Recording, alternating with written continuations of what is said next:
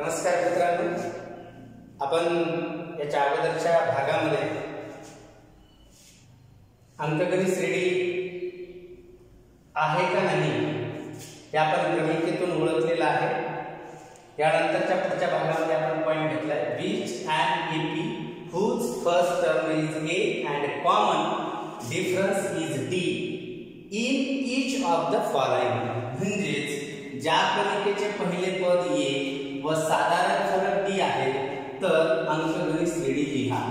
मग इथं 1 आणि इथं 2 असे दोन उदाहरण घेतलेले, ते दोन्ही उदाहरण आपण सोडून बघणार आहे। पहिल्या उदाहरणात पहिले पद आणि साधारण फरक फर्स्ट टर्म आणि कॉमन डिफरन्स दिले, तसा दुसऱ्या पदातही दिलेला, दुसऱ्या प्रश्नामध्ये सुद्धा दिलेला आहे। अगोदर आपण पहिला प्रश्न सोडवणार आहे।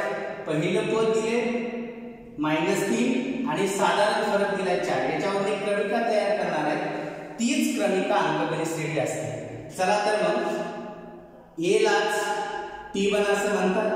A = T1 पहिलं पद दिले आपल्याला -3, कॉमन डिफरन्स दिला आपल्याला 4। मग आपल्याला पहिलं पद भेटले, त्याच्या पुढचं पद काढायचं म्हणजे T2। मग T2 कसं काढतात तर पहिल्या पदामध्ये साधारण फरक मिळवायचा, T1 अधिक डिस्टन्स। मग T1 किती आहे -3 अधिक डिस्टन्स किती आहे 4, 3 अधिक 4 पण 3 माइनस आहे, -3 अधिक 4 1। मग T1 अधिक डिस्टन्स मिळून आपण दुसरं पद तयार केले, T2 किती आहे 1। यानंतर आपण पुढचं पद शोधणार आहे, ज्या पदाचं नाव आहे T3। मग T3 शोधायचं असेल तर T2 अधिक डिस्टन्स, म्हणजे या दुसऱ्या पदामध्ये डिस्टन्स मिसळायचा। मग दुसरं पद किती आणलंय 1, साधारण फरक किती आहे 4, म्हणजे 1 अधिक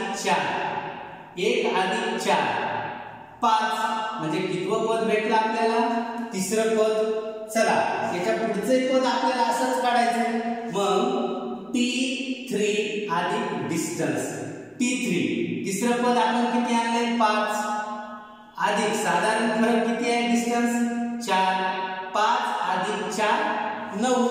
अशा प्रकारे आपण चौथं पद काढू शकतो, पाचवं पद, सहावं पदही काढू शकतो, परंतु तेवढे काढायची गरज नाही। चौथ्या पदापर्यंत काढले। मग चौथ्या पदापर्यंत काढल्याच्या नंतर इथं AP तयार झाली। AP कोणती तयार झाली, अर्थमॅटिक प्रोग्रेशन काय तयार झालं, first term -3, second term 1, third terms 5 and fourth terms 9। हे फोर्थ टर्म आपण लिहिलेलं आहे। म्हणून -3, 1, 5 व 9 ही अंकगणित श्रेणी आहे। अंकगणित श्रेणी आहे। चला तर पुढे अशा प्रकारे आपण अंकगणित श्रेणी शोधलेली आहे। या दोन संख्यावरून आपल्याला परत अंकगणित श्रेणी शोधायची आहे।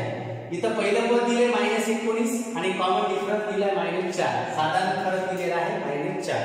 चला तर पहिल्या पदालाच A म्हणतात आणि पहिलं पद दिले 19, डिस्टन्स दिलाय -4, साधारण फरक दिलाय -4। आता T1 तर दिलेला आहे, याच्या जागी T2 शोधायचा आहे आपल्याला। मग T2 आपण इथल्या किंवा शेवटी लिहा, T1 T2 शोधायचा आहे। तर पहिल्या पदामध्ये डिस्टन्स ऍड करायचा आहे। पहिलं पद किती आहे -19, हे प्लस डिस्टन्स किती आहे साधारण फरक -4।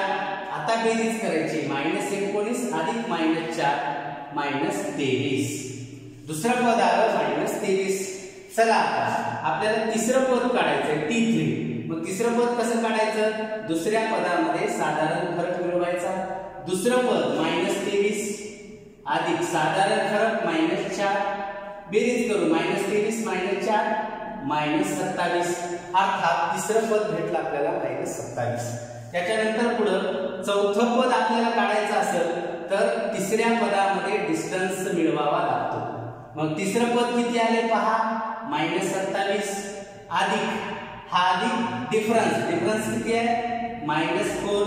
मग -27 प्लस -27 प्लस -4 यांची आपल्याला बेरीज करायची आहे। -27 -4 -31.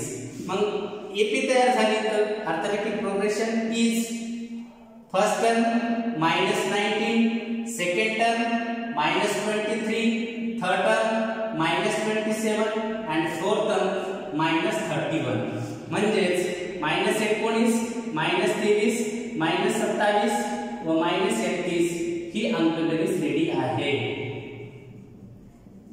अंकगणित श्रेणी आहे. अशा प्रकारे आपण आजच्या भागामध्ये अंकगणित श्रेणी पहिले पद आणि साधारण फरक दिले असता कशी तयार करतात या भागामध्ये आपण शिकलेलं आहे. मी होमवर्कसाठी तुम्हाला काही उदाहरणं देईन, ते तुम्ही स्वतः करून सोडवायचे आणि कमेंट करायचे. For example first -3, -5, -7, -9 second 6,